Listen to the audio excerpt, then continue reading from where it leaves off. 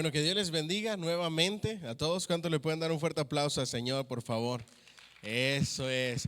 Bienvenidos también a todos los que están en línea o aquellos que se van a conectar después o aquellos que verán el video después. Les estaba comentando a los hermanos y hermanas que están aquí presentes que esta clase del día de hoy está extraordinaria. Se los digo de verdad.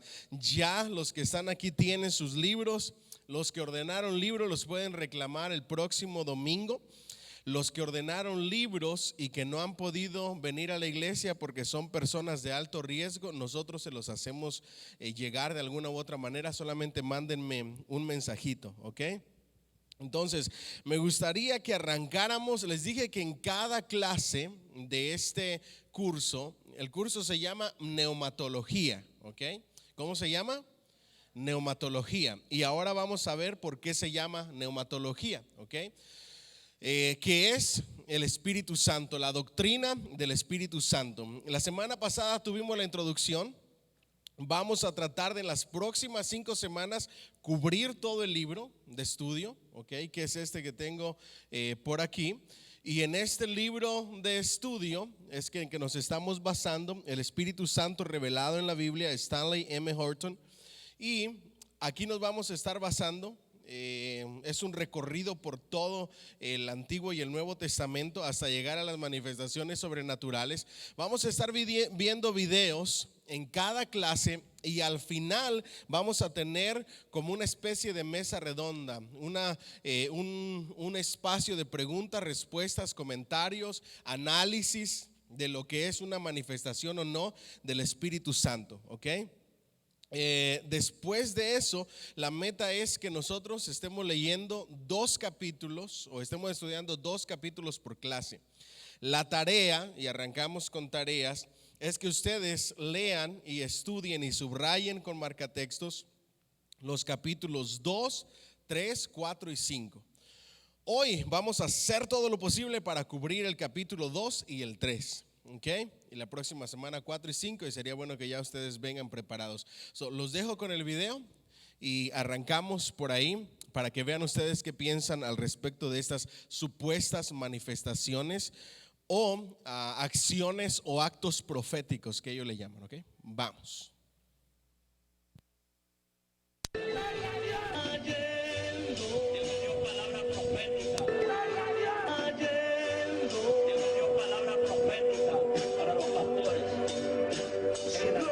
Sobre mí, sanando heridas, levantando al caído, está que Dios lo va a usar como maestro, te va a levantar como una predicadora. Dios me dijo, usa lo que yo te he dado, porque es ahora.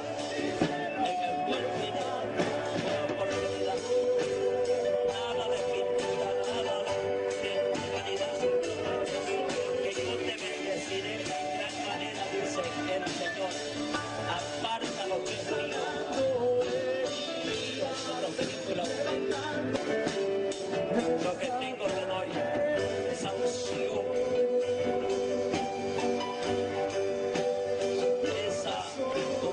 que recibe esa unción,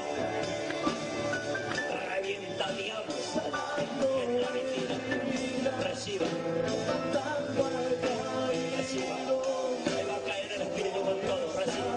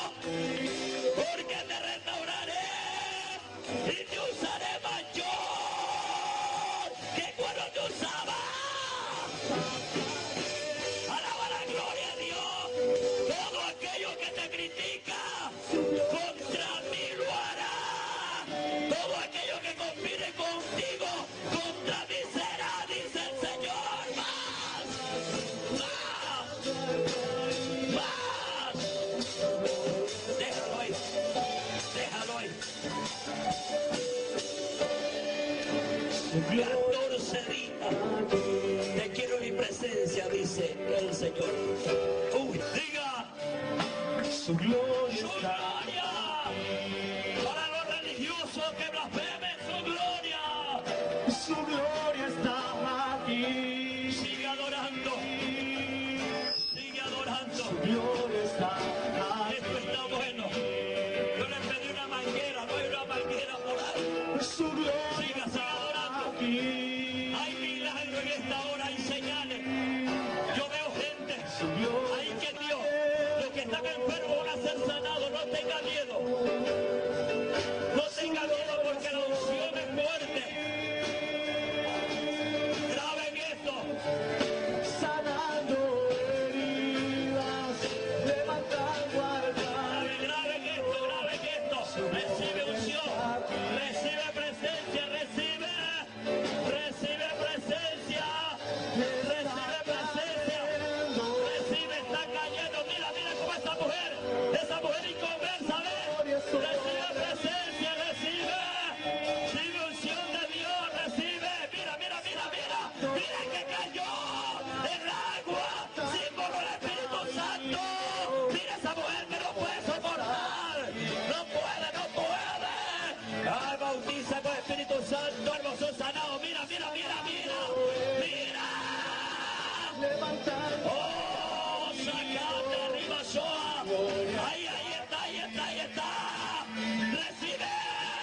No te escondas, mujer, no te escondas.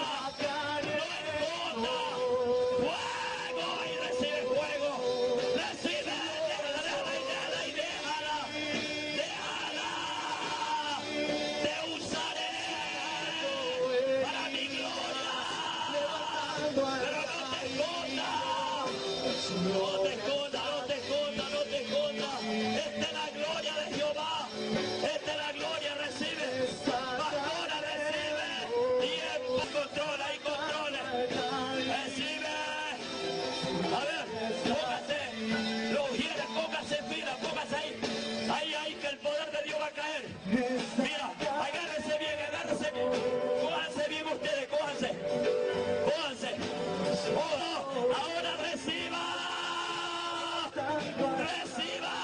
Poder de Dios. Mira esta mujer inconversa. Ahí está el poder de Dios. Mira que esto no es cuento. Esto es poder de Dios. Para que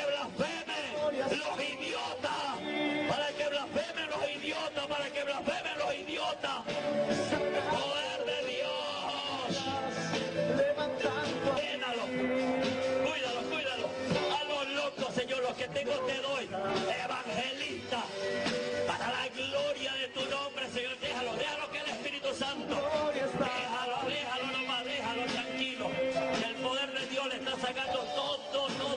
Lo está limpiando. Señor. Espíritu Santo, lo que tengo te doy. Esas rodillas serán mías, esos pies serán míos, porque te llevaré a lugares donde tú nunca pensabas ir.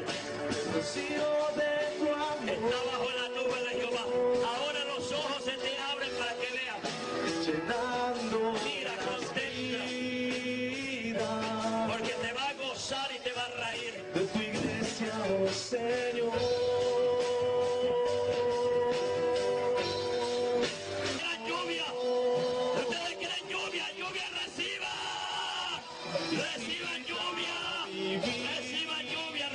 lluvia.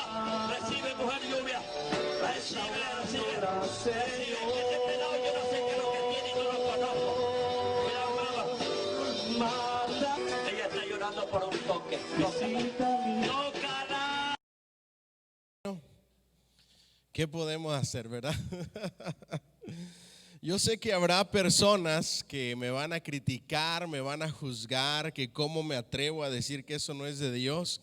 Me limito a contestarles con la palabra de Dios. Desde el Antiguo Testamento hasta el Nuevo Testamento no van a encontrar ninguna sola manifestación del Espíritu Santo como esa, ni tampoco ninguna forma de ministrar de esa manera.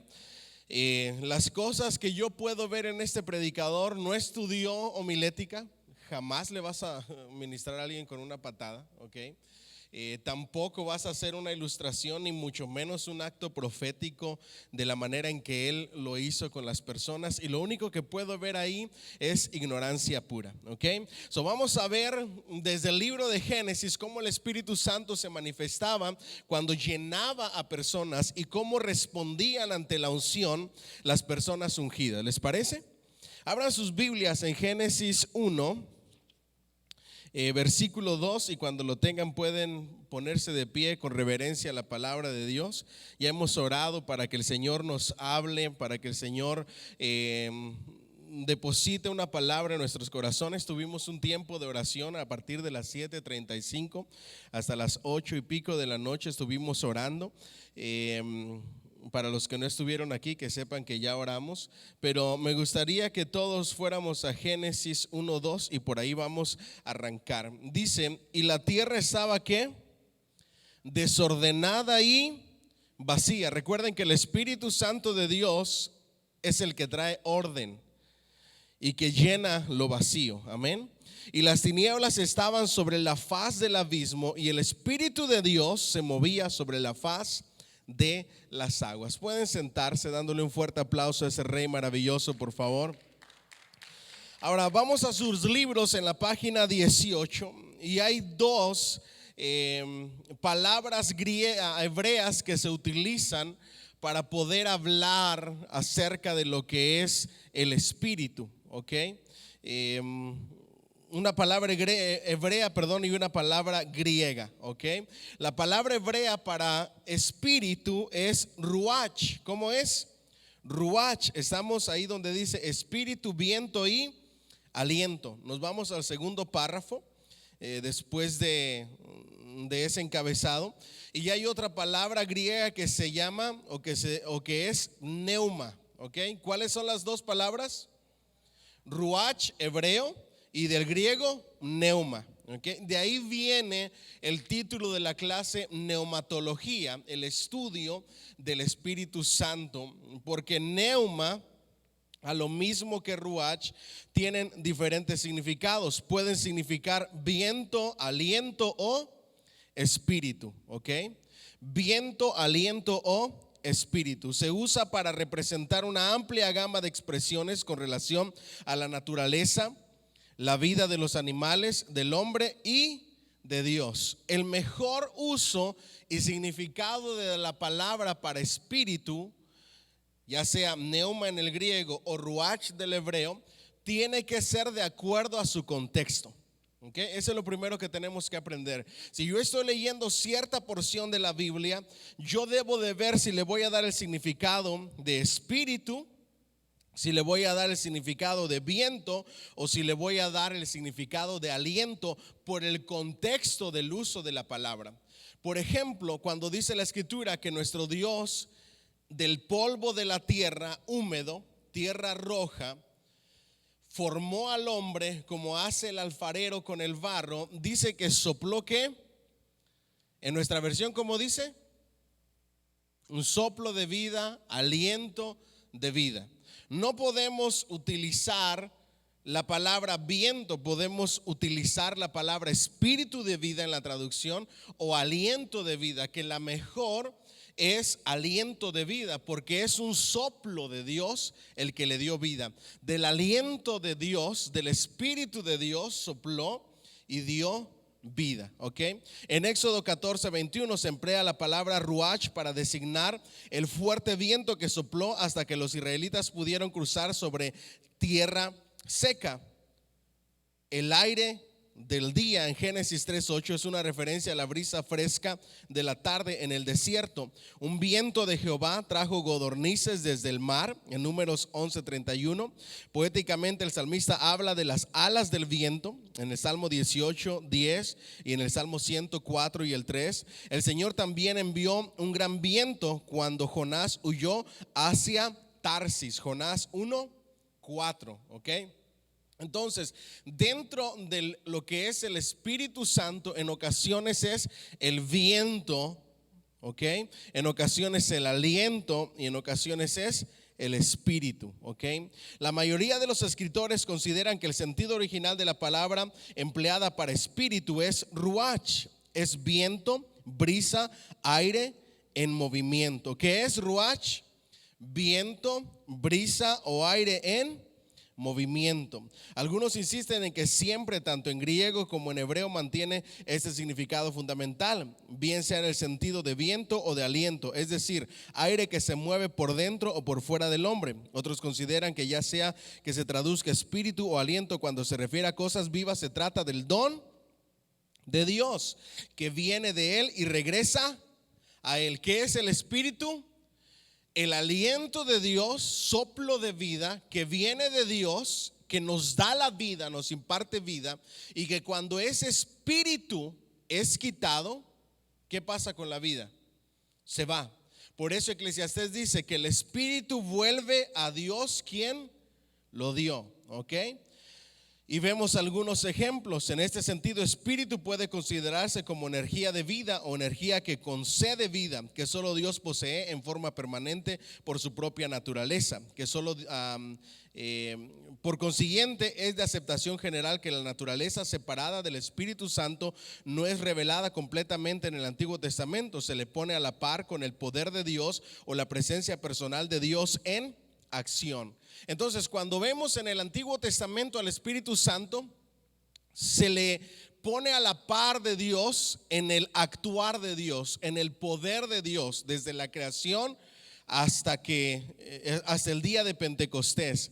Pero también el Espíritu Santo, la tercera persona de la Trinidad, es la presencia personal ¿de quién? De Dios. Entonces, es el poder de Dios, creador, activo, pero es la persona del Espíritu Santo, y también es la presencia personal de Dios en acción. ¿Vamos bien hasta ahí? Ahora, en Génesis 1:2 dice que el Espíritu de Dios se movía ¿sobre qué? Sobre la faz de las aguas, ¿ok? El Espíritu que revolotea, página 19. El Espíritu de Dios se movía continuamente. Ok, algunos que estudian este versículo, que es un poco difícil de interpretar, piensan que es como un torbellino que se movía con violencia, pero no es correcto, porque dice la Escritura que el Espíritu Santo traía ¿qué? Orden y no desorden. ¿Qué hace un tornado o un torbellino? ¿Trae orden o desorden?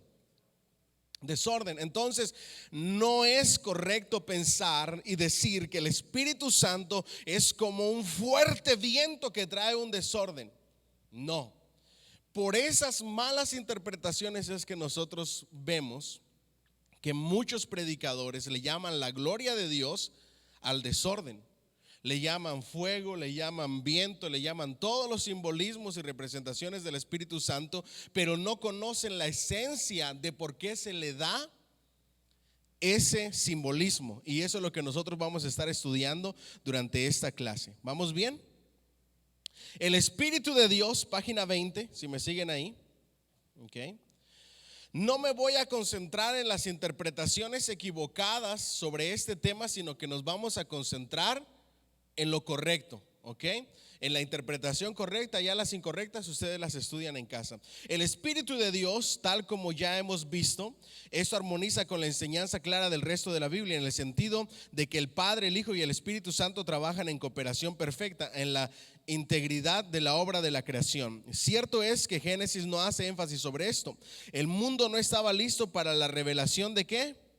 De la Trinidad, a causa del politeísmo que rodeaba a Israel. Era más importante demostrar que la creación tuvo su origen en el único verdadero Dios y no en los muchos dioses de las naciones de aquel tiempo. Ahora, desde el Génesis nosotros vemos que el Espíritu Santo de Dios no está revelado completamente. ¿Ok? Ahora, ¿por qué no hay una revelación completa? La respuesta es esta: debido al politeísmo que rodeaba.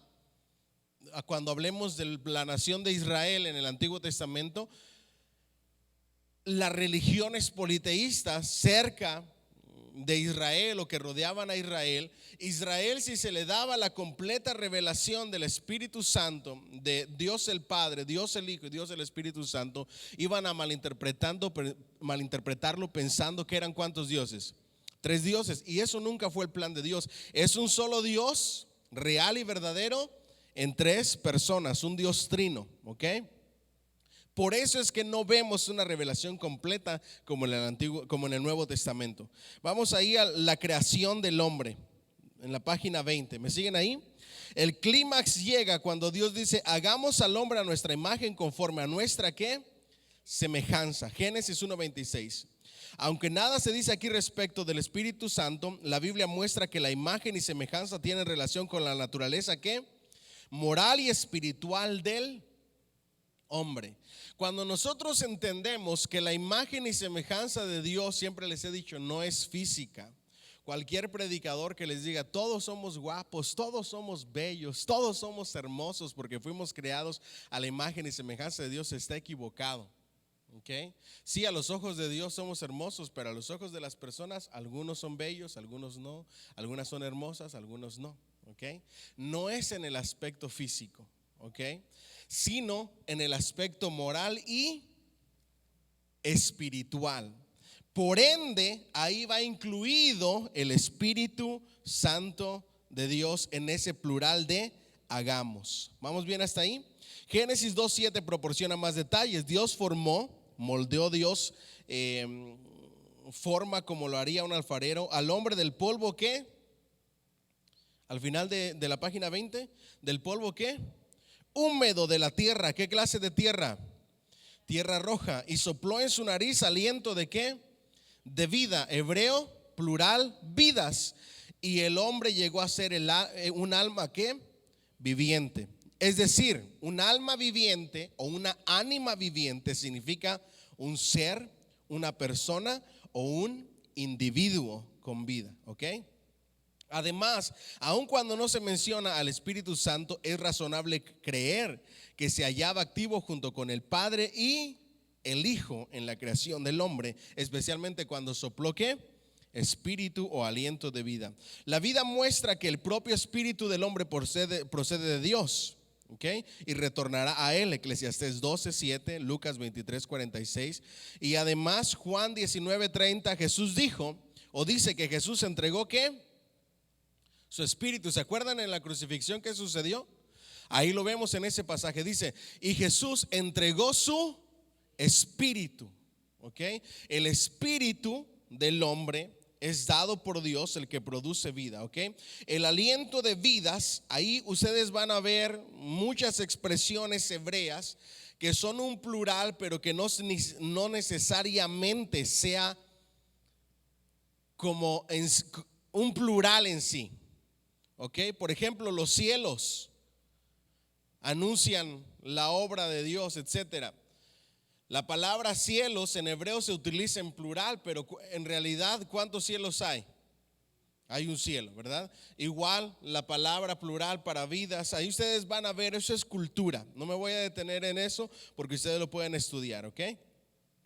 Pudiera simplemente significar el aliento de Dios o el espíritu que produce vida, que le da al hombre su aliento de vida, su facultad de vivir, ¿ok? Después, página 21, encabezado, el espíritu que contiende, que juzga, ¿ok? Cuando el hombre pecó, fue desvinculado de la comunión que gozaba con Dios en el huerto del Edén. Pero el hecho de que el Espíritu de Dios continuó en tratos con el hombre después de la caída es aparente en Génesis 6:3. Miren la gracia de Dios. La relación que había en el huerto del Edén con Adán y con Eva después del pecado no fue la misma con Dios el Padre, ¿verdad que no? Pero aún así el Espíritu Santo continuó en relación con el ser humano hasta el día de hoy, y eso es para darle gracias a Dios, ¿ok? Ahora miren lo que dice ahí. Donde se anuncia la conclusión de dicho trato, no contenderá mi espíritu con el hombre para siempre, porque ciertamente él, es decir, la humanidad, es carne, mas serán sus días, los de la humanidad, 120 ¿qué? Años. Génesis 6:3. No contenderá más mi espíritu con el hombre, mas serán sus días 120 ¿qué? Años. Ahora, miren lo interesante de esto. ¿Cuántos de los que estamos aquí pensaban que eso quiere decir que el hombre solamente iba a vivir 120 años? Levante la mano. Yo lo pensaba así. Así aparenta, pero no significa eso.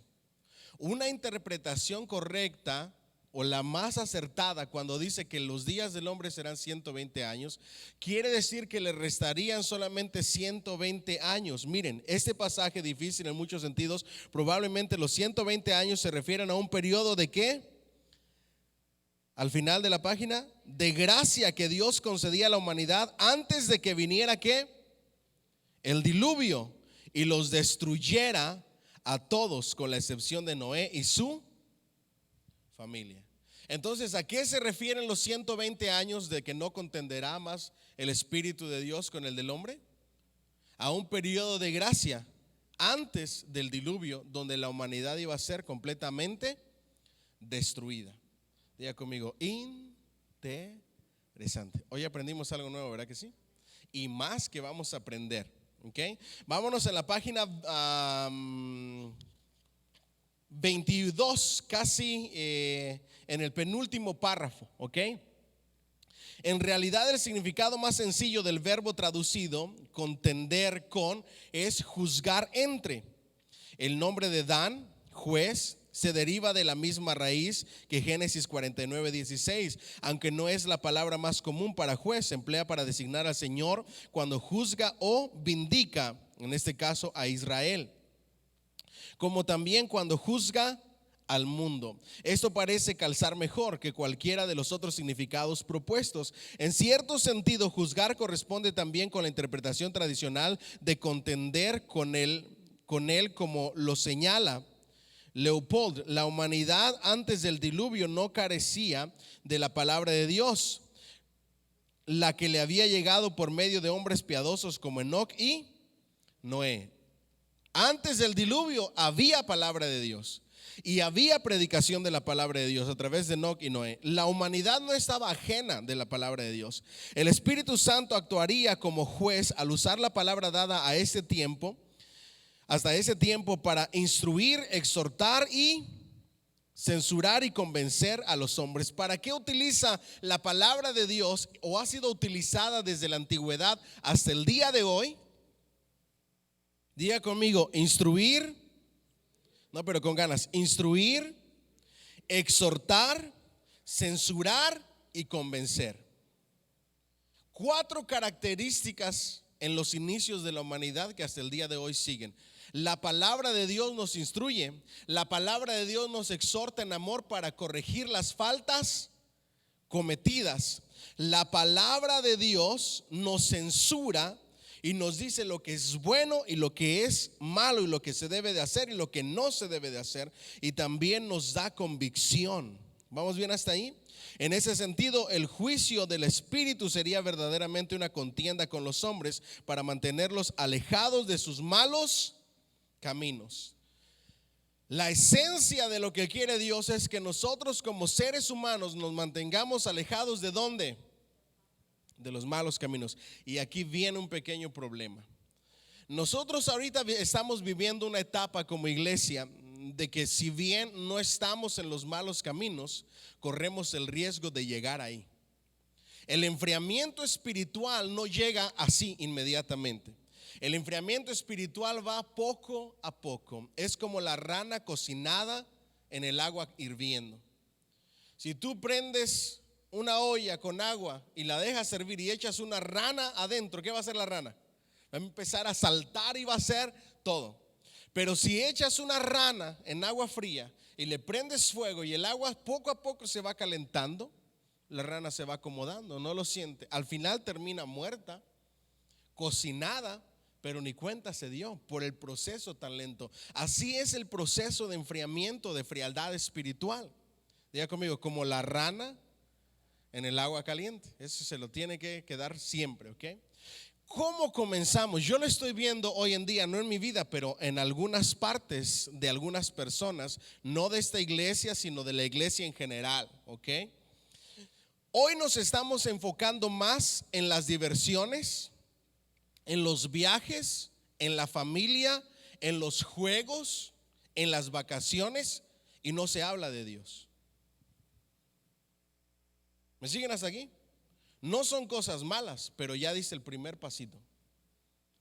Ahora solamente hablas de que estás jugando con tu familia, de que te estás divirtiendo con tu familia, de que saliste de vacaciones, de que visitaste tal lugar. Hablas de lo bello que es la familia, de lo bello que es viajar, comidas, restaurantes, y poco a poco Dios se va quitando de la ecuación. ¿Me siguen hasta aquí? El siguiente paso, ya muchos dejaron de congregarse, que ese es el primer paso para el enfriamiento espiritual.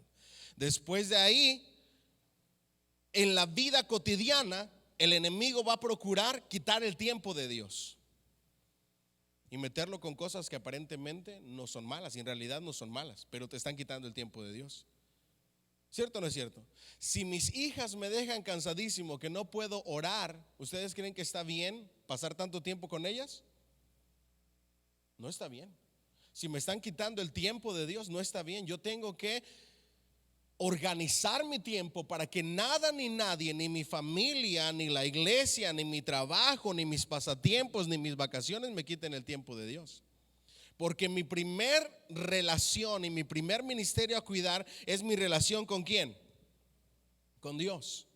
Cuando se descuida tu relación con Dios, ya diste el siguiente paso. Y empieza el enfriamiento, la frialdad. Ya no hablas de iglesia, ya no hablas de servicio, ya no hablas de adoración, ya no hablas de entrega, ya no hablas de la palabra de Dios, que es la más importante. Lo único importante para ti son las cosas secundarias y triviales de la vida. ¿Vamos bien por ahí? Entonces, para eso vino la palabra de Dios, para instruir, exhortar, censurar y convencer. ¿Vamos bien? Entonces, para mantenernos alejados de los malos caminos. ¿Cómo se lleva a los malos caminos? Diga conmigo, poco a poco. Después de ahí, en medio de las convivencias familiares, alguien llevó bebida y trago, y tú dijiste, bueno, permitámoslo, no es cristiano, no es creyente. El siguiente pasito es, ándale, una no es ninguna, no te va a pasar nada. En la Biblia tomaban vino, en la Biblia esto, el primer milagro de Jesús, porque los inconversos para hacer caer se saben la Biblia. Okay, todos los versículos para hacer ocasión de caer se la saben. Jesús tomaba vino, su primer milagro fue hacer, y ahí llegas tú y terminan todos embriagados, todos borrachos. De repente comienzan ahí una musiquita de fondo secular. Alguien grita, súbele, la pones en un aparato más grande y por ahí va, poco a poquito, hasta desviarte del camino o de los caminos de Dios. Y eso es lo que Dios no quiere. Y eso es lo que la palabra está dedicada a hacer: mantenernos alejados de los malos caminos. En medio de la borrachera surgieron cositas entre los amigos, entre las amistades que tú no te imaginabas. Y comenzaron a pasar detallitos y comienzan a haber otras relaciones que no deben de haber, etcétera, etcétera. Pleitos, empiezan las discusiones y terminan mal. ¿Ok? Diga conmigo, los malos caminos. No se llega ahí de la noche a la mañana, se va poco a poco. Página 23, Abraham y los patriarcas. El Espíritu Santo manifestado en Abraham y en los patriarcas. Después que el hombre fracasó en la torre de Babel y que la nueva variedad de lenguas trajo confusión y produjo la dispersión, el libro de Génesis cesa de tratar con la humanidad como un todo. El resto del libro tiene que ver con Abraham y la línea elegida que proviene de él. La mayor parte de la mención del Espíritu Santo en el resto del Antiguo Testamento tiene que ver ¿con quién? Con Israel. Miren las etapas de la humanidad. Al principio, a partir del libro de Génesis, nosotros vemos el trato de Dios y del Espíritu Santo con los seres humanos en general, con toda la humanidad. Después del acontecimiento de la torre de Babel, de ese momento de rebeldía, después de la variedad de lenguas, la Biblia se enfoca en una persona y en su descendencia. ¿Quién es? Abraham y su descendencia, Israel. Y todo eso, porque de ahí vendría el Mesías, el redentor de la humanidad. Nosotros ya en la Biblia, en el Antiguo Testamento, no nos interesan las otras naciones, nos interesa Israel, lo que sucede en Israel y cómo el plan de redención de Dios, el plan de salvación de Dios se lleva a cabo a través de esta nación elegida y escogida por Dios. ¿Vamos bien hasta ahí? Entonces, alguien ha dicho, la historia de la Biblia es la historia de los hombres llenos del Espíritu. Tal vez esto no resulte muy aparente en la historia de los patriarcas, pero sería muy extraño si Abraham, a quien Pablo considera uno de los más grandes ejemplos de fe, en Romanos 4, 1 y 22, Gálatas 3, 6 al 12, no fuese un hombre del Espíritu. ¿Por qué algunos dicen es que el Espíritu de Dios o el Espíritu Santo no se encuentra en el momento o en la era de los patriarcas? Cuando hablamos de los patriarcas, hablamos de los patriarcas de Israel, ¿ok?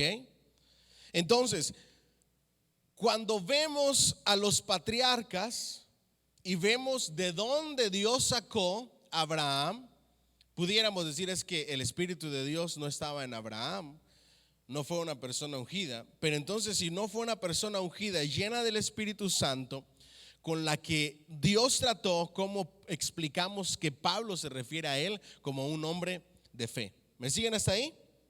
Ahora, ¿recuerdan la historia donde Abimelech le pide a Abraham, o Abraham para ese entonces, le pide a Abraham que le dé a su esposa Sara?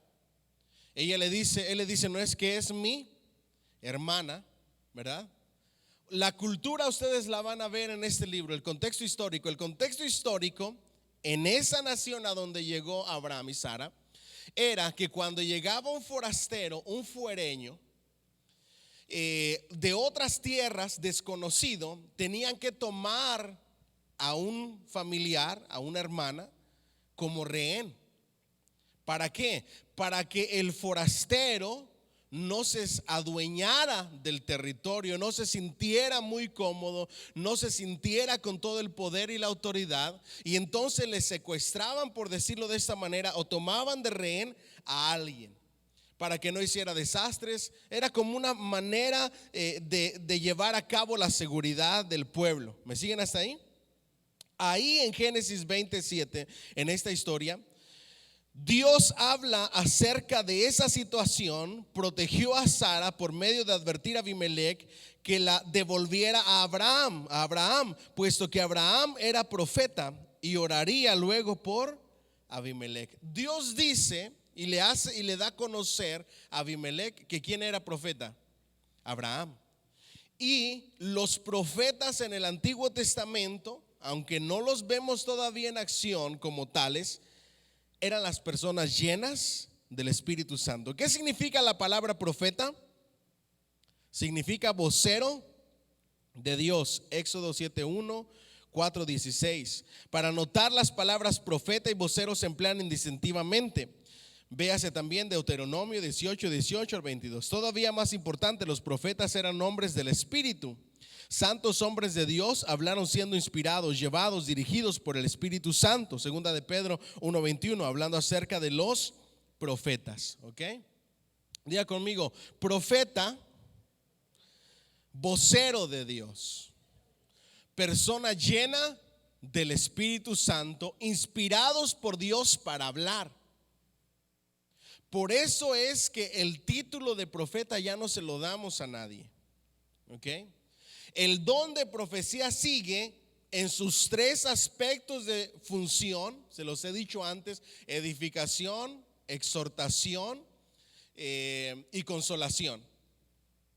Ese es el don de profecía. Pero el título de profeta le queda demasiado grande a cualquiera. El profeta, con el título como tal, era una persona llena del Espíritu Santo, tomada y poseída por el Espíritu Santo, que hablaba bajo la inspiración ¿de quién? De Dios, del Espíritu Santo de Dios. Completamente tomada, completamente llena, completamente inspirada por Dios para hablar, con la misma inspiración de la Biblia. Solamente hay una clase de inspiración. Y cuando hablamos acerca de la Biblia, en bibliología, yo les enseñé los tres aspectos de la palabra de Dios: revelación, inspiración e iluminación. La inspiración solamente se le dio a hombres elegidos por Dios para que fueran llenos y tomados por el Espíritu Santo completamente y hablaran la palabra de Dios. Eso ya no sucede en nuestros días. Por eso ya no hay profetas. Por eso ya no se le debe de dar el título de profeta absolutamente a nadie. Por eso el apóstol Pedro dice: los santos hombres hablaron inspirados por Dios, y se refería a la gente del Antiguo Testamento. En el Nuevo Testamento, desde que la iglesia se estableció, no encuentras a nadie llamándosele profeta.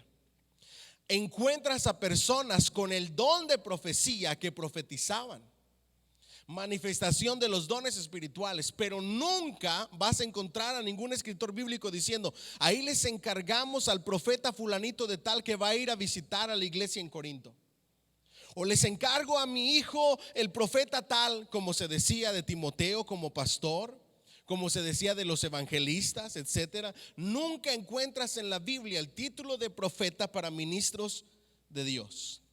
¿Me siguen hasta aquí? Diga conmigo: voceros. Después de ese paréntesis, ¿por qué?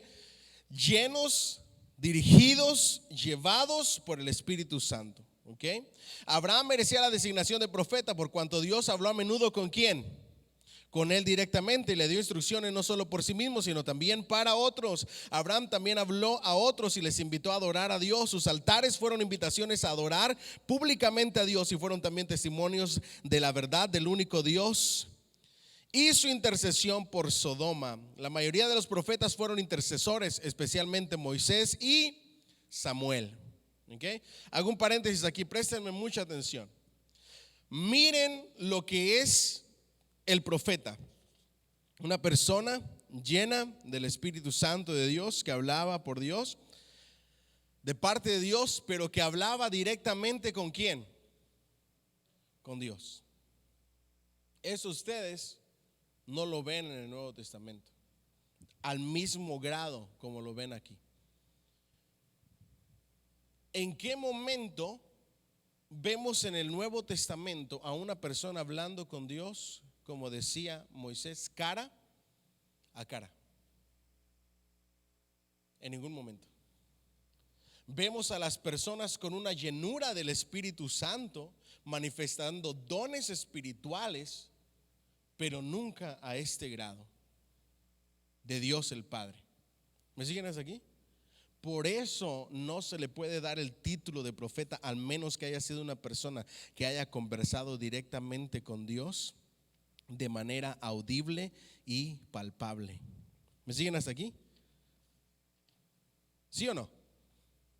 Cuando venga alguien y me diga: escuché la voz audible de Dios, como lo hizo Moisés a través de una zarza, como lo hizo Abraham, sal de tu tierra y de tu parentela, como lo hizo el profeta Juan el Bautista, este es mi hijo amado en quien tengo complacencia. La voz audible de Dios, le damos el título de profeta. ¿Me siguen hasta aquí? Nadie va a escuchar jamás la voz de Dios, porque ahora la voz de Dios es ¿qué? La palabra de Dios.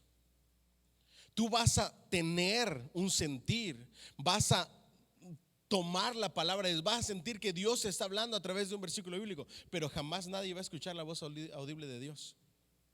Por eso es que no le damos el título de profeta a nadie, porque esa era una de las características de los profetas. Otra de las características de los profetas como hombres llenos del Espíritu Santo es que eran intercesores. Y cuando intercedían por un pueblo o por algo, Dios obraba por causa de ellos. Yo les aseguro que viene el profeta fulanito de tal, el profeta manganito de tal, e intercede delante de Dios por alguna cosa, y Dios ni sus luces. Dios va a hacer su voluntad. Los profetas del Antiguo Testamento tenían las características de que podían mover el corazón de Dios. De hecho, Moisés en una ocasión dijo de esta manera: quita mi nombre, raé mi nombre del libro de la vida, pero perdona a Israel. Y Dios le dijo: eso no se puede hacer. El que está escrito en el libro de la vida ya no puede ser removido. ¿Me siguen hasta aquí? Borra mi nombre del libro de la vida, pero perdona a este pueblo. No ha habido más grandes intercesores en la historia del pueblo de Israel como Moisés y como Samuel. Dios respondió la oración de Abraham en favor de Abimelec. En Génesis 20:17 pueden ver la historia. Más tarde el salmista aplicó el principio enseñando en este pasaje el resto de los patriarcas Isaac, Jacob y José. Salmo 105 del 9 al 22. En lo concerniente a ellos, este salmo dice: no toquéis, dijo, a mis ungidos, ni hagáis mal a mis profetas. Los profetas de hoy en día, que son solamente pastores, evangelistas, maestros, misioneros, como les quieras llamar, pero no profetas, ¿ok? Nunca Dios va a ser como dice aquí en el Salmo: no toquéis, dijo, a mis ungidos, ni hagáis mal a quienes, a mis profetas. Esas mismas frases ustedes no las van a ver en el Nuevo Testamento, jamás. Porque en el Nuevo Testamento se derramó el Espíritu Santo para la iglesia, para todos los hijos de Dios. Y a cada uno el Espíritu Santo repartió dones de ministerio, dones para el ministerio y habilidades sobrenaturales para el ministerio, equipando a su iglesia para el ministerio. Por eso es que no van a ver profetas. Es una historia totalmente diferente. En mi país diríamos: es harina de otro costal, ¿ok? Es el cumplimiento de las palabras de los profetas como Joel. Y en los postreros días derramaré ¿qué? Mi espíritu sobre toda carne, ¿ok? Entonces José en forma muy especial fue reconocido por la unción de la cual habla el salmista, después que interpretó el sueño ¿de quién? De Faraón. Faraón dijo: ¿acaso hallaremos a otro hombre como este en quien esté el espíritu de quién? De Dios. Eso está en Génesis 41:38. José era de veras un hombre lleno del espíritu, equipado por el espíritu de Dios para la obra para la cual fue llamado. Y eso sí continúa en el Nuevo Testamento. Diga conmigo: llenos del Espíritu Santo y equipados por el Espíritu Santo para la obra a la que fuimos llamados. Ahora, ¿a qué obra fuimos llamados? ¿A la obra de la familia? ¿A la obra de los viajes y de conocer el mundo? ¿A qué obra fuimos llamados? A la obra del ministerio. ¿Qué es el ministerio? La iglesia. La iglesia tenemos que levantarnos de alguna u otra manera. El enemigo nos dio un golpe tan duro que todavía no lo puedo creer yo como ministro del evangelio. Se los digo de verdad. Y la iglesia tenemos que volver a levantarnos en el poder del Espíritu Santo, porque fuimos equipados por el Espíritu Santo para la obra del ministerio a la cual fuimos llamados. Y mientras no cumplamos esa obra, no tenemos propósito. Si la iglesia no existe, no hay propósito en nuestras vidas. ¿Me siguen hasta aquí? Para eso Dios estableció la iglesia. En la construcción del tabernáculo, el Espíritu Santo, los israelitas que siguieron a José a Egipto fueron esclavizados. El hombre que Dios escogió para liberarlos fue también un hombre lleno del Espíritu. Dios reconoció ¿a quién? A Moisés como el mayor profeta de su tiempo. Otros profetas contemporáneos experimentarían que Dios les hablaba mediante sueños y visiones solamente, pero a Moisés Dios le habló directamente, cara a cara, no solamente en sueños y visiones, como en una conversación con un amigo. Números 12:6 al 8. Dios todavía le habló a Moisés y Moisés le hablaría después a Aarón. De este modo Moisés seguía siendo el verdadero profeta. ¿Se recuerdan de la historia? Moisés le dice: ¿por qué me eliges a mí? Yo soy tardo para hablar, quizá no me vayan a entender. Dios acomoda el asunto y le dice: te voy a poner a tu lado a Aarón, pero yo te voy a hablar a ti porque tú eres el profeta. Y tú le vas a decir a Aarón, y Aarón te va a entender de manera sobrenatural. Y Aarón le va a hablar de manera fluida al pueblo. Pero yo no voy a hablar con Aarón directamente. Yo voy a hablar directamente contigo, Moisés, porque tú eres el profeta. Porque tú eres el lleno del Espíritu Santo de Dios. Recuerden, estamos viendo a hombres llenos del Espíritu Santo. Todavía no llegamos a la época de la iglesia. Vamos a través de la Biblia, ¿ok? Último párrafo. En Sinaí Dios le habló directamente a la gente en la entrega inicial de los 10 mandamientos. Éxodo 20, 1 al 17. Pero la gente se espantó tanto a causa de la voz de Dios y las señales y sonidos acompañantes que se retiraron a la parte más lejana del valle. Entonces le rogaron a Moisés que hablara con ellos en vez de ¿quién? ¿Se recuerdan de esa escena en la Biblia? Dios le habla a la nación entera. Y al escuchar la voz de Dios y todo lo que acompañaba de lo sobrenatural de la voz de Dios, la gente, ¿qué pasó? Se asustó. Y le rogaron a Moisés que mejor lo hiciera allá en el monte, él a solas con Dios, y que ya luego viniera Moisés y le dijera qué es lo que Dios quería. Y esto trae una gran enseñanza. No todo el mundo está apto para tener o vivir una vida llena del Espíritu Santo. ¿Me siguen hasta aquí? Recuerden lo que sucedió en el libro de Hechos, lo he mencionado antes: los atónitos, los sorprendidos, los asustados y los que critican, los que señalan, los que tienen juicio. Todas esas clases de personas hay. Pero luego estaban los llenos. ¿Me siguen hasta aquí? Y nosotros debemos buscar ser de los llenos del Espíritu Santo, de los que pueden hablar con Dios. Lo más importante hoy es que vivimos en una época de gracia y de amor y de misericordia de Dios. Amén. De este modo solo se le permitía a Moisés ascender a la cumbre del monte Sinaí, donde él recibiría la ley escrita en tablas de piedra, así como las instrucciones para el tabernáculo. Ahora presten atención a esto. Miren cómo somos los seres humanos y lo bajo que podemos caer en lo espiritual si no nos ponemos pilas. ¿Están listos para esto? Una nación que había escuchado hablar a Dios en el desierto, que habían sentido y experimentado los acontecimientos sobrenaturales al escuchar a Dios, y terminaron asustados, pidiéndole a Moisés que hablara con esa presencia y ese Dios real, glorioso, verdadero, palpable. Moisés va por los 10 mandamientos y cuando regresa ya habían roto uno y se hicieron un becerro de oro para adorarlo como a Dios. Diga conmigo: qué cabeza tan dura,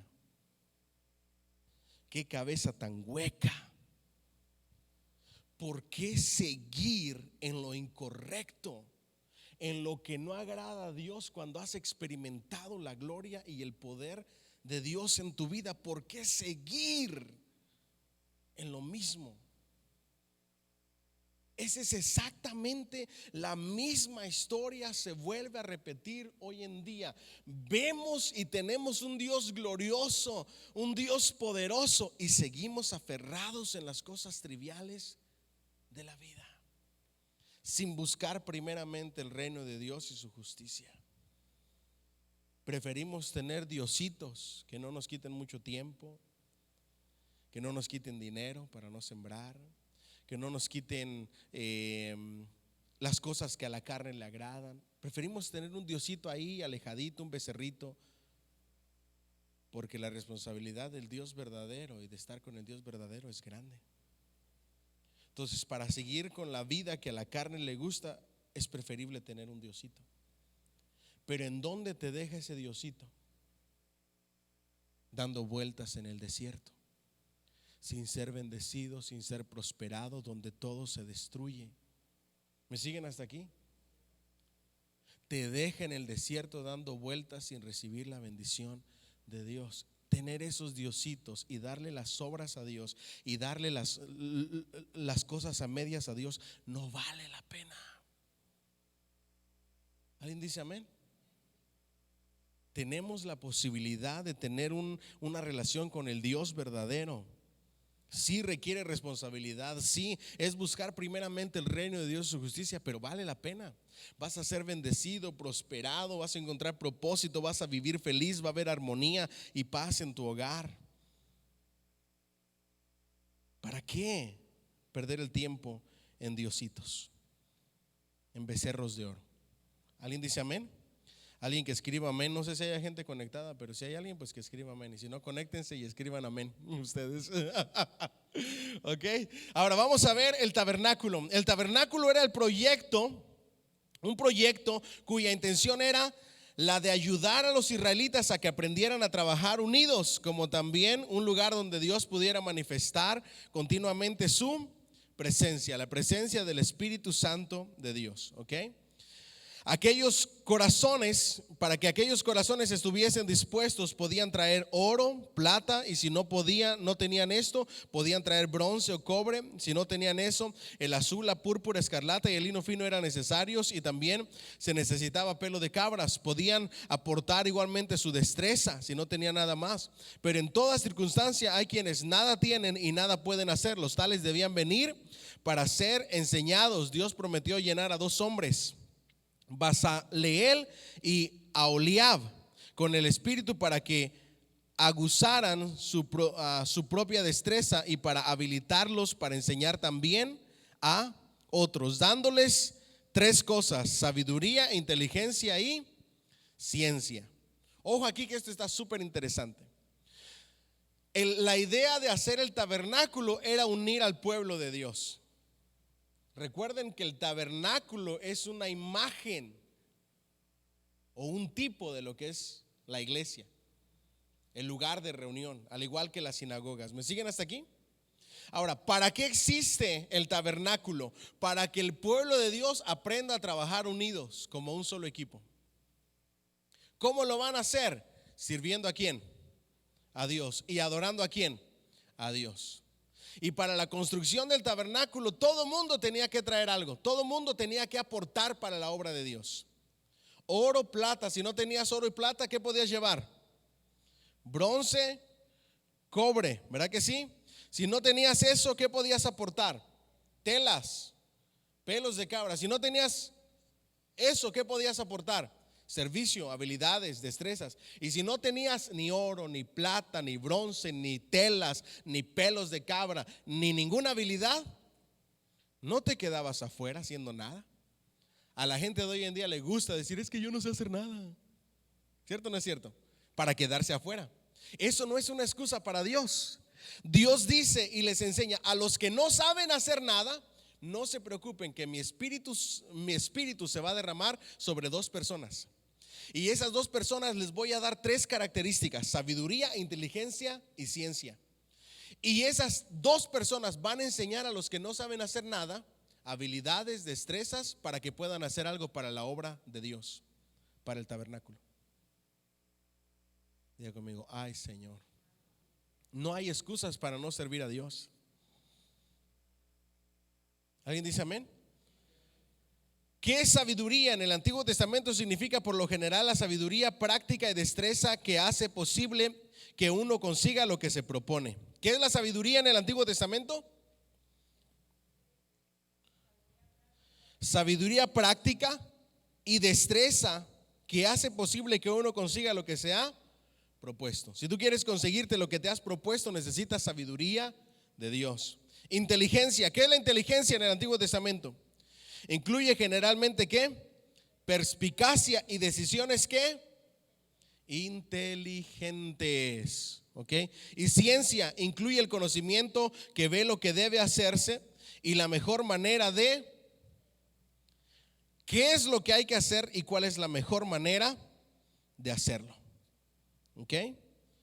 No hubo excusa. Fueron llenos estos hombres y prepararon al pueblo para que hicieran algo para Dios. Y es lo mismo que necesitamos nosotros hacer hoy en día. Necesitamos pedirle sabiduría a Dios para que la iglesia continúe, inteligencia a Dios para tomar decisiones sabias, inteligentes, cumplir lo que nos hemos propuesto como iglesia, y ciencia, buscar la manera de cómo seguir siendo iglesia en medio de esta pandemia. ¿Alguien dice amén? Muchos de los que hoy no están aquí pudieran estar aquí. En nuestra iglesia no hay infectados. Los jueves hay suficiente espacio para el social distancing. No les decimos a la gente no uses máscara. Si quieren pueden utilizar máscara. El virus solamente viaja 3 pies porque es demasiado pesado. Y aún así la gente no quiere ir a las iglesias. ¿Por qué? porque nos hace falta ciencia. Buscar la manera de hacer lo que tengo que hacer. Yo sé que mi responsabilidad es ser iglesia. Yo sé que mi responsabilidad es seguir adelante. La ciencia que viene de parte del Espíritu Santo me ayuda a mí a buscar la manera de que yo siga haciendo y cumpliendo con mi propósito. ¿Vamos bien hasta ahí? Moisés y los ancianos de Israel. La Biblia no menciona específicamente la conexión del Espíritu Santo con Moisés, sino hasta Números 11, del 10 al 30. Los israelitas habían trasladado del Sinaí hasta el desierto y murmuraban y se quejaban respecto del maná. Y decían: queremos carne, queremos carne, queremos carne. Carne más que probable era pescado. ¿Okay? El maná no era tan malo, se podía hacer de diferentes maneras. Pero la incredulidad y las quejas llevó a este pueblo, a esta nación, ser rebelde. ¿Okay? Y no le permitía a su rebeldía aceptar la provisión de Dios o la dirección de Dios. No estaban dispuestos a confiarse en las manos de Dios. Pronto toda la multitud lloraba pidiendo carne o pescado. No estaban dispuestos a dejarse dirigir o guiar por Dios. Wow, esto está tremendo. ¿Saben qué es lo que necesitamos en tiempos de pandemia? Abandonarnos en las manos de Dios y dejarnos dirigir por Dios. ¿Alguien dice amén? Dejarnos guiar por Dios. Pero la rebeldía no nos permite hacer eso. Queremos hacer lo que nosotros queremos. Queremos conseguir lo que yo quiero. Me expongo a lo que sea con tal de conseguir lo que yo quiero. Porque seguimos haciendo todo, menos lo que tenemos que hacer como iglesia. ¿Vamos bien hasta ahí? Ahora, mire lo que provocó la rebeldía en el liderazgo de Moisés. La presión era demasiado grande. Le dije a Dios que Moisés le dijo a Dios que él no era capaz de cuidar de esa multitud de bebés espirituales. Diga conmigo, multitud de bebés espirituales. ¿Cuáles son las características de los bebés espirituales? Diga conmigo, quejumbrosos a más no poder. De todo se quejaban. Ojalá nos hubiéramos quedado en Egipto, o allá estuviéramos comiendo esto, allá estuviéramos comiendo aquello. Aunque fuera con latigazos y de esclavos y haciendo tabique, preferían eso. Pero querían comer según ellos. Imagínense la mentalidad de este pueblo. Ojalá hubiéramos seguido siendo esclavos, pero por lo menos tener algo diferente de comer que el maná. El maná les nutría lo suficiente. Los bebés espirituales, diga conmigo, rebeldes, murmuradores. No vayas a la iglesia porque te contagias. Yo por eso no voy. Pero si andan para todas partes. Murmuradores. No, el pastor yo no sé qué tiene. De seguro le urge que regrese la gente a la iglesia porque lo que quiere es dinero. No, yo estoy trabajando, gracias a Dios. Yo no necesito dinero. La iglesia sí necesita dinero, yo no. Gracias a Dios, Dios me ha bendecido y tengo bastante trabajo. Pero los murmuradores siempre buscan algo que murmurar. No, es que Moisés no está haciendo bien su trabajo. Es que Moisés esto, es que Moisés diga conmigo, bebés espirituales. Rebeldes, quejumbrosos, criticones, juzgadores, queriendo volver de regreso a la esclavitud. Hasta que Moisés dijo, ¿sabes qué, Dios? Yo ya no puedo con toda esta gente. Imagínense eso. ¿Quieren escuchar las palabras de Moisés? Miren el trato con bebés espirituales en la vida de un líder o un ministro cristiano. Efectivamente le dijo a Dios que si iba a dejar que él solo llevara toda la carga con estos bebés espirituales, sería mejor que lo matara en el acto. Si tú me vas a dejar llevar esta carga solo, con este montón de bebés espirituales que lo único que hacen es quejarse, criticar, señalar, juzgar y pedir carne y no conformarse con lo que hay, mejor mátame en el acto.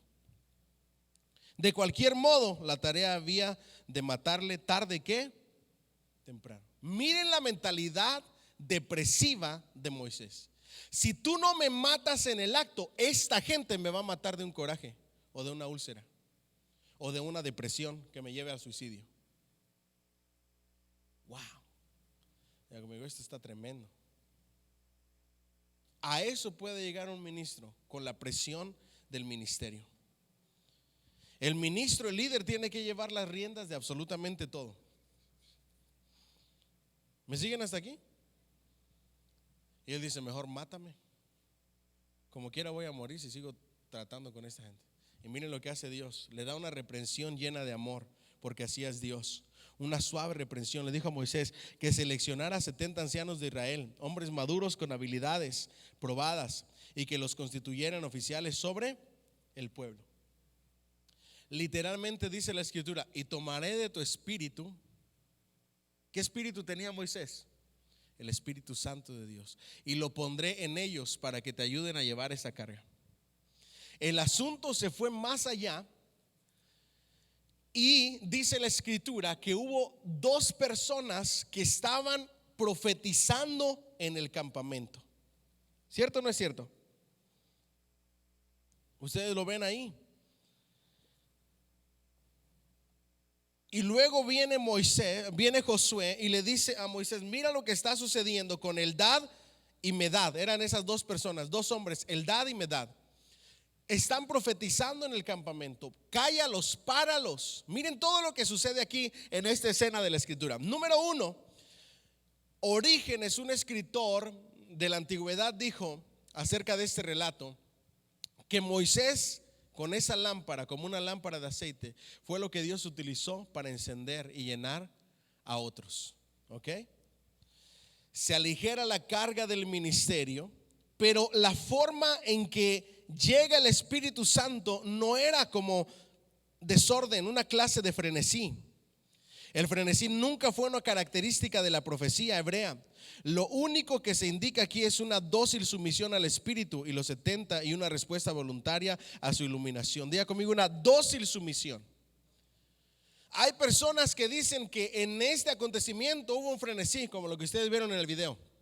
Todo mundo temblando, todo mundo llorando, todo mundo gritando sin poderse contener. No. En ninguna parte del Antiguo Testamento, en las manifestaciones del Espíritu Santo, el Espíritu Santo vino acompañado de un frenesí, de una histeria, de un desorden como el que vimos en el video. Jamás. ¿Ok? ¿Vamos bien hasta ahí? No era de esa manera. Vamos en la página 26. Sino una dócil sumisión al Espíritu Santo de parte de los 70s. Dice, y la frase no cesaron en Números 11:25 es una traducción que en realidad el hebreo dice, y ellos no agregaron ni incrementaron a lo que o lo hicieron de nuevo. Es decir, lo único que Dios daba, ellos no le agregaban. Ojo aquí, ¿saben qué es lo que yo veo en el video que acabamos de ver hace un rato? Gente que siente algo del Espíritu Santo y le agregan, pero por montones a lo que sintieron. Eso no hicieron esta gente llena del Espíritu Santo. Ahora, su unción fue temporal, ¿ok? Solamente en el tiempo del servicio, y luego les fue quitada, ¿ok? Después de ahí, hablando del Dad y Medad, ellos siguieron profetizando. Viene Josué y le dice, no temes, se lo estoy parafraseando. La idea de Josué era, no temes por tu liderazgo, no temes que te vayan a quitar el puesto, ve y cállalos, el profeta eres tú, ellos no son los profetas. Y Moisés le da una gran lección, que es la misma lección para la iglesia hoy en día. Le dice, ojalá todo el pueblo profetizara. Wow. Ojalá, le estaba diciendo, todo el pueblo fuera lleno del Espíritu Santo de Dios. Porque si todo el pueblo fuera lleno del Espíritu Santo de Dios, se acabarían los bebés espirituales, se acabarían los murmuradores, se acabarían los criticones, se acabarían los señaladores, se acabarían los quejumbrosos, se acabarían los carnales, se acabarían los mundanos, se acabarían los hipócritas, se acabarían todo eso. Si todo mundo en el pueblo fuera lleno del Espíritu Santo. Moisés solamente lo soñaba, sin imaginarse que se cumpliría en el día de Pentecostés. Su sueño cumplido. Página 28. Israel protegido por el Espíritu. Aún en el proteger al pueblo de Israel, el Espíritu Santo intervino. ¿Ok? Vemos aquí la historia de un hombre llamado Balac, con su nación, con su pueblo, vio que ya Galaad y Basán y Moab ya habían sido arrasados por los israelitas. Balac, en Números 22, 2 al 13, sabía que ahora le llegaba el día a él. Y él hizo esta declaración: su Dios está con ellos. Hablando acerca del pueblo de Israel. Présteme mucha atención aquí. No le voy a leer, le voy a narrar la historia. Balac se da cuenta de todas las victorias que tiene Israel. ¿Saben por qué? Porque el Espíritu Santo estaba con ellos. Y esta es una gran enseñanza para hoy en día. Si el Espíritu Santo está contigo, prepárate para grandes victorias, para grandes batallas y grandes victorias. ¿Alguien dice amén? Entonces Balac dice: la única forma para detener a Israel es quitar la ayuda y la protección de Dios. Y se acuerda de un llamado profeta. ¿Se acuerdan de quién vamos a hablar? ¿Sí o no? Balaam, que en realidad no era profeta. ¿Qué era Balaam? Era un adivino, era un brujo, era un consejero pagano que utilizaba diferentes medios para conjurar a los espíritus, descubrir maleficios o hacer encantamientos si se le pagaba. Y utilizaba diferentes nombres de diferentes dioses. Se dio cuenta Balaam de que Jehová estaba haciendo grandes cosas con el pueblo de Israel, y se le hizo fácil utilizar en sus encantamientos el nombre de Jehová, de manera así absurda, tonta, torpe, sin conocerlo, solamente por lo que había hecho, con tal de agarrar dinero. Entonces se dan cuenta de que él hablaba en el nombre de Jehová y piensan que es un profeta, y lo contratan para que maldiga a Israel. Y con el afán del dinero, Balaam, el adivino, el falso profeta, el que hablaba en nombre de Jehová sin conocerlo, comienza a tratar a Jehová Dios como cualquier otro Dios, y Dios no obra de esa manera. Entonces hace 7 sacrificios con 7 carneros, que el carnero, utilizar el carnero para un sacrificio era lo mejor de lo mejor. 7, un número perfecto, conocido en la antigüedad. Y nadie responde, no sucede nada con Israel. Entonces piensa y dice: a lo mejor lo que está mal es la ubicación. Primero en una montaña viendo hacia el campamento de Israel, después se mueve de montaña y hace otros 7 sacrificios y no pasa nada. Después se mueve de montaña y hace otros 7 sacrificios y no pasa absolutamente nada. Ahora, Dios en su inmenso poder le da una lección a Balaam, y el Espíritu de Dios de manera momentánea y temporal entra a Balaam, para que cuando él quisiera profetizar o hablar o maldecir a Israel, lo único que salía era bendición. Y el Espíritu Santo no se quedó. Es que esta historia es sorprendente. El Espíritu Santo no se quedó ahí. Le abrió los ojos espirituales al falso profeta para enseñarle lo que era la verdadera profecía y el verdadero Dios. Y comenzó a relatar lo que veía, y lo único que veía era un pueblo de Dios floreciente, bendecido y prosperado por Dios. A pesar de lo que experimentó Balaam, él pudo haberse rendido ante los pies del Dios verdadero. ¿Y qué hizo? No se rindió. La codicia y el amor al dinero le ganó, y por una fuerte cantidad de dinero peleó en contra de Israel con el pueblo de Balac, y murió en la batalla. Diga conmigo: la ambición y el deseo de dinero. El que deja todo, aún la gloria, el favor de Dios, con tal de tener más dinero. ¿Qué vemos en esta nación? Diga conmigo: hacer dinero. Dios no me importa, lo único que quiero es hacer dinero. Dinero, dinero, dinero. Para esa gente necesitan estudiar la historia de Balaam. Él pensó que con sus sacrificios, que con todo lo que hacía, podía comprar a Dios, pero jamás. y luego Dios le mostró su verdad. Resulta claro que Balaam se rindió verdaderamente al espíritu por una vez. Infortunadamente esa rendición fue solo temporal. Su codicia por el dinero lo venció. Más tarde él vendió sus servicios a los madianitas y murió combatiendo contra Israel. Eso está en Números 31:8. Con esta experiencia que tuvo con el Espíritu Santo de Dios, al conocerlo de verdad, al Dios verdadero, pudo haberse quedado ahí. Pudo haber seguido con Dios, con el Dios verdadero, pudo haberse arrepentido, pero no, fue de manera momentánea, temporal. Y eso es lo que Dios no quiere para nosotros. Él quiere una relación íntima con el Espíritu Santo de todos los días. Les tengo una mala noticia. Desafortunadamente no vamos a alcanzar el siguiente capítulo, pero ustedes lo leen y lo dejamos de tarea, ¿ok?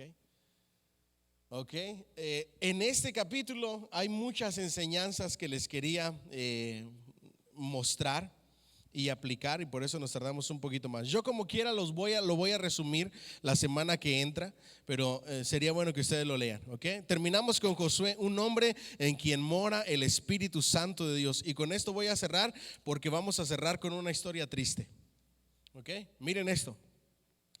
Formando un fuerte contraste con Balaam, cuya experiencia fue tan fugaz, Josué fue un hombre en quien el Espíritu residía en manera que permanente. Números 27:18. Josué fue un siervo fiel al Señor y fue elegido para conducir a Israel hasta Canaán para que reclamara la bendición. Diga conmigo, siervo fiel al Señor. Las características de los ungidos, de las personas llenas del Espíritu Santo: siervo fiel, obediente a Dios. Josué no fue probablemente uno de los 70 sobre los cuales Dios puso el Espíritu alrededor del tabernáculo. A los tales se les llamaba ¿qué? Ancianos. Él no tuvo esa bendición. Él es designado especialmente como uno de los jóvenes que fueron siervos de Moisés, porque en algún momento durante los 40 años de peregrinar en el desierto, él fue lleno del Espíritu de Dios y de sabiduría. Todavía más importante, él permaneció ¿qué? Íntegro. Siguiente característica de los llenos del Espíritu Santo, diga conmigo, íntegros. Y aprendió a depender del Espíritu para sabiduría. ¿Depender de quién?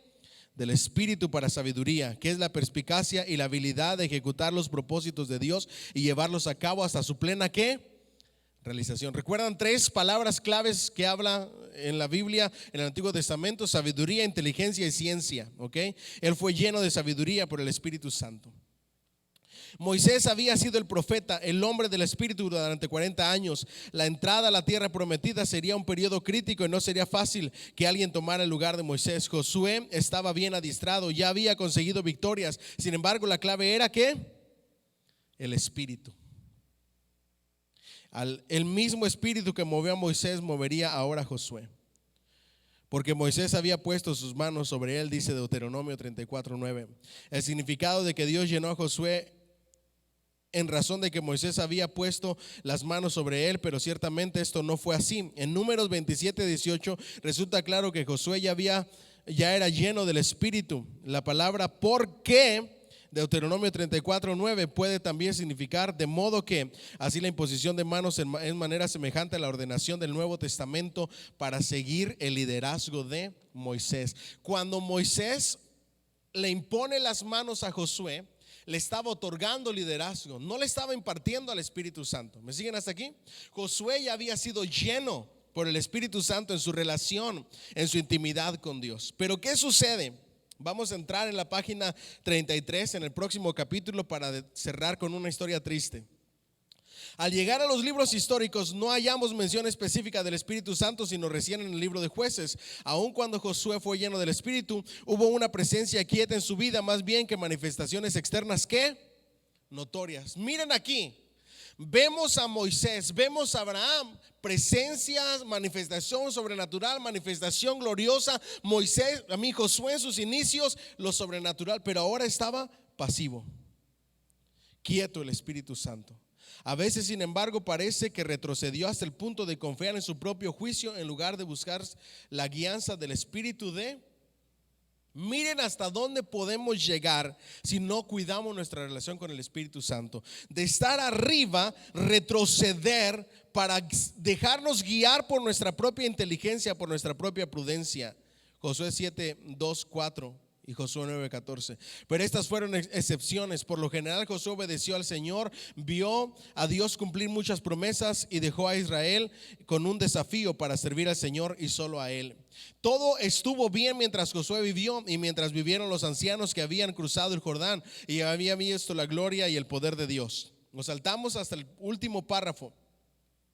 También las tribus fracasaron en obedecer al Señor. Vez tras vez el libro de Jueces repite que las diversas tribus no expulsaron a los cananeos, no pudieron conquistar algunas ciudades, sino que se unieron a ellos. Prefirieron cobrar tributo de ellos. Solo en muy pocas ocasiones ellos avanzaron en fe. Diga conmigo, avanzar en fe, a hacer lo que Dios nos ha hecho. Eso lo necesitamos hoy en día, avanzar en fe. Volvieron a ver la manifestación del poder de Dios. La mayor parte del tiempo se contentaron con quedarse retrasados y disfrutar de su nueva ¿qué? Prosperidad. Desafortunadamente los israelitas nunca aprendieron a manejar la prosperidad. Con el aumento de la prosperidad vino una ¿qué? Declinación en lo espiritual. Wow, escuchen eso. Se conformaron con la prosperidad. Se acomodaron con la prosperidad de la tierra prometida y se les olvidó Dios, el dador de todas las cosas. ¿Les suena algo parecido a eso? No supieron manejar la prosperidad de Dios. Con el aumento de la prosperidad vino la declinación espiritual. La generación más vieja fue de tal modo absorbida por sus placeres que la adoración se constituyó en algo formal. Cuando no se descuidó la educación de los más jóvenes, les enseñaron a los jóvenes la historia de Dios, pero ellos no conocían a ese Jehová de la historia. Conocían las historias, pero no conocían al Dios de las historias. ¿Hace sentido o no? Esto no quiere decir que estos jóvenes nunca habían oído del Señor o de los milagros. Ellos sabían lo relacionado con la liberación de Egipto. Sin lugar a dudas habían oído la historia de la caída de Jericó muchas veces, pero la palabra saber, Jueces 2:10, significa más que tener conocimiento acerca de algo. Lo trágico de todo esto era que ellos, aun cuando habían oído de estas cosas, no conocían al Señor por sí mismos. Nunca habían visto su poder de obrar milagros en su propia. Los ancianos que entraron a la tierra prometida se acomodaron a la prosperidad y se adaptaron a los placeres, se le olvidaron de Dios. Y los jóvenes no tenían una experiencia con Dios. ¿Les resulta familiar a lo que está sucediendo en la iglesia hoy en día? Miren esto, escúchenme, voy a tardar 4 minutitos más y espero que me tengan paciencia. Mi niña Laila hoy está de cumpleaños, cumple 11 añitos. Y de un tiempo para acá, ella ha estado preocupada por su vida espiritual y por ser cristiana 100%. Hablamos con mi esposa y le decimos, a la edad de 10, 11, 12 añitos se les cambia un switch en su mentecita. Y ahora comienzan a comprender lo que es la muerte. Y ahora tienen una mayor comprensión de lo que es el paraíso y el infierno.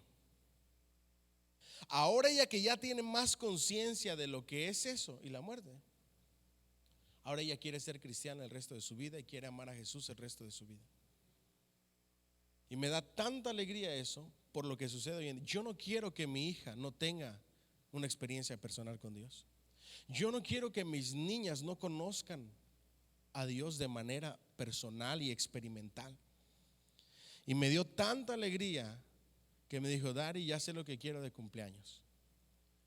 Quiero una Biblia artística y un set de marcadores de gel para colorear esa Biblia. Yo creo que algunos conocen esa Biblia.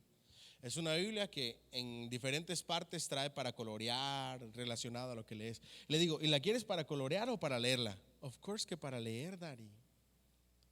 Pero también voy a colorear. Quiero leer la Biblia, pero no sé por dónde empezar. Eso me relajó un poquito por la condición en la que vivimos como iglesia hoy en día. Miren la condición, que es la misma historia, se vuelve a repetirse. Como resultado, penúltimo párrafo, la generación joven fue atraída a los festejos, a las borracheras, a la moral relajada de la cultura cananea, como también al prestigio de sus antiguos templos y lugares altos. Cuando sucedió esto, Dios retiró ¿qué? Su bendición. Cuando ellos se entregaron a los festejos, a las borracheras, a la moral relajada de unirse con otras personas de otra nación, al adulterio, a la fornicación, a la unión libre. Cuando sucedieron estas cosas, Dios retiró su bendición. ¿Qué hizo Dios? Retiró su bendición y envió ejércitos para que cumplieran sus juicios sobre las tribus. Estos enemigos fueron los mismos cananeos cuya religión e inmoralidad ellos habían ¿qué? Adoptado. Esto sucedió en repetidas ocasiones durante el periodo de los jueces. Aun cuando las tribus de Israel tenían un liderato establecido, a los ancianos y sacerdotes la ayuda de esto resultó ¿qué? Escasa. Efectivamente, ellos también fueron influenciados por el modo de vivir de los cananeos con mucha frecuencia. Miren esto, que esto está extraordinario, y con esa noticia triste cierro. Una comparación de Jueces, y ahí da los versículos, pone de manifiesto que los 40 años del sacerdocio de Elí en Silo acontecieron en el mismo tiempo que el periodo de juez de Jefté en Galaad y de Sansón en Dan. De este modo parece evidente que la conducta licenciosa y la influencia pagana que caracterizaron a Elí y a sus hijos eran demasiado comunes durante todo el periodo. Era una época cuando cada uno hacía lo que bien le parecía, según se declarara por 2 veces en el libro de Jueces. Me salté una parte de eso que leímos. Ustedes la van a leer. Los padres de estos jóvenes les hablaban de Dios, pero no vivían de acuerdo a lo que Dios establecía. Les enseñaban acerca de Dios, pero no vivían, no demostraban con sus vidas, no les daban ejemplo. Y las palabras de sus padres fueron palabras huecas, palabras vacías. El sacerdote del que habla aquí, Elí, tuvo hijos que se conducían como los cananeos. No había diferencia entre el hijo de un sacerdote o un anciano que conocía a Dios con los hijos de los paganos. Ninguna diferencia. Hacían las mismas cosas, tenían la misma licencia para hacer las mismas cosas. No había diferencia entre ellos. Dios nos libre de terminar con hijos así. Dios nos libre, se los digo de corazón. Ahora les tengo una mala noticia.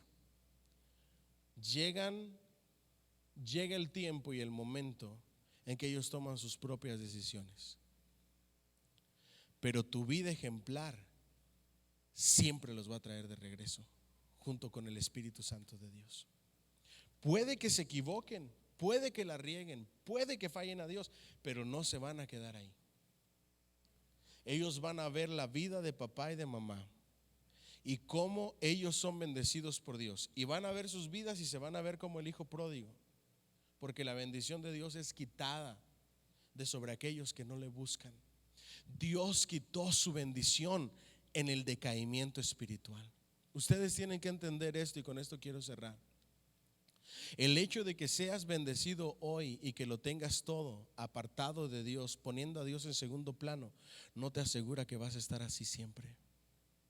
Dios te da tiempo y te da la oportunidad de que te arrepientas, de que no te acomodes a la prosperidad que Él te ha dado, de que aprendas a manejar la prosperidad. Pero si tú no haces caso, tarde que temprano la bendición de Dios va a ser quitada. Y Dios no solamente quita la bendición, sino que trae juicio para que tú vengas y seas salvo al final de cuentas, para que vengas y te arrepientas, y todo te va a ir mal. Te va a ir mal en tu familia, te va a ir mal con tus hijos, te va a ir mal en tus negocios, te va a ir mal en tus finanzas, vas a quedar en cero, porque esa es la única forma en ocasiones en que nos sentimos obligados a regresar a la casa del Padre. Desafortunadamente así es. No esperen o no esperemos a que esto suceda. No esperemos a que la bendición de Dios sea quitada. Aprendamos a manejar la prosperidad de Dios. No nos acomodemos en nuestra vida espiritual ante la prosperidad, y aunque seamos bendecidos y prósperos, siempre busquemos primeramente el reino de Dios y su justicia. Démosle el primer lugar a Dios. Seamos ejemplos, seamos obedientes, seamos íntegros. Démosle un ejemplo de vida a nuestros hijos. Vivamos la palabra y les aseguro que la bendición de Dios va a fluir. ¿Alguien dice amén? ¿Les puedo confesar algo? Sí, y también a los que están al aire y a todos los que me van a ver. En determinado momento me sentí como Moisés. Y hoy en día, ustedes no están para saberlo ni yo para contarles, pero sé que hay muchos que están trabajando muchísimo y las entradas de la iglesia no lo reflejan. Poquitos los que están sembrando. Yo le dije a Dios: Dios mío, perdóname, voy a dar lo mejor de mi vida, jamás me voy a apartar de ti ni de tu obra, lo voy a entregar todo. Pero yo no puedo depender de la iglesia para mi sustento. Yo quiero depender de ti y de tu provisión, porque ya lo vi. El corazón no de todos, pero de algunas personas es duro. I cannot rely. ¿Cómo se dice rely? Descansar. ¿Ah? Depender. Yo no puedo depender del corazón de las personas y su generosidad, porque no lo veo en acción. Y les voy a decir algo: Dios, cuando tú le entregas tu corazón y le entregas tu todo, Dios te va a bendecir y te va a prosperar, y va a poner gracia en tus negocios. ¿Alguien dice amén? Se los digo por experiencia propia. La única diferencia es la siguiente: puede que ustedes y yo seamos igual de prósperos, pero habrá una gran diferencia. Si yo me acomodo a mi prosperidad, a que Dios me está bendiciendo, a que Dios me está abriendo puertas, y abandono a Dios y descuido mi vida espiritual, y descuido mi relación con el Espíritu Santo, y descuido mi vida de adoración, y descuido el reino de Dios y su justicia primero, tarde que temprano eso va a ser quitado. Y la prosperidad real y verdadera va a permanecer sobre aquellos que realmente ponen a Dios primero. Les pregunto: ¿para qué trabajamos tanto, nos esforzamos tanto y ahorramos tanto si el día de mañana se nos va? Ahora, con esto no quiero decirles o vengo a pedirles dinero. No, si ustedes no quieren sembrar, no den. Lo único que vengo a decirles es: seamos sabios y pongamos a Dios primero. No descuidemos nuestra vida espiritual, porque lo que tienes hoy puede que sea quitado mañana. Y la única forma de realmente ser bendecidos y estables es cuidando nuestra relación con Dios. Eso es lo único que quiero decirles. Yo ya no dependo. Yo aprendí a depender de Dios, pero no de la iglesia. ¿Me siguen? ¿Hasta aquí? Dios me dio sabiduría, me dio ciencia, me dio inteligencia, y me dijo: depende de mí, no de mi pueblo. And that's what I'm doing. Y todavía tengo muchas fuerzas para chambear, para trabajar duro. Y no voy a descuidar nunca esto, jamás, porque es mi llamado. Les voy a enseñar todo el tiempo lo que debo de enseñarles, pero aprendí a depender de Dios. El día de mañana, si me ven bendecido y próspero, no vayan a pensar que es por la iglesia, es por Dios. Y les estoy dando la clave de la bendición. No quiere decir que sea el mega bendecido, sino que sé que para allá voy, por los principios bíblicos. Dios te va a dar grandes bendiciones si lo pones a Él primero, y esas bendiciones no se van a ir, van a permanecer contigo. Pero no descuides tu vida espiritual, no descuides la vida espiritual de tus hijos, no descuides el ejemplo de vida para tus hijos, y nunca te olvides de dónde Dios te ha sacado. Dejemos de ser esos bebés espirituales, esos niños rebeldes, murmuradores, criticones, juzgones y todo, y dejemos que el Espíritu Santo de Dios nos llene. Y por ahí vamos a ir por buen camino. Y por último, aprendamos a confiar y a depender, no de otros, no del patrón, no de la empresa, no de la familia, no de los amigos, no de la iglesia, sino de Dios. Amén. Denle un fuerte aplauso al Señor. Cerramos con eso. Dios me los bendiga. Los que estamos aquí nos ponemos de pie, vamos a orar.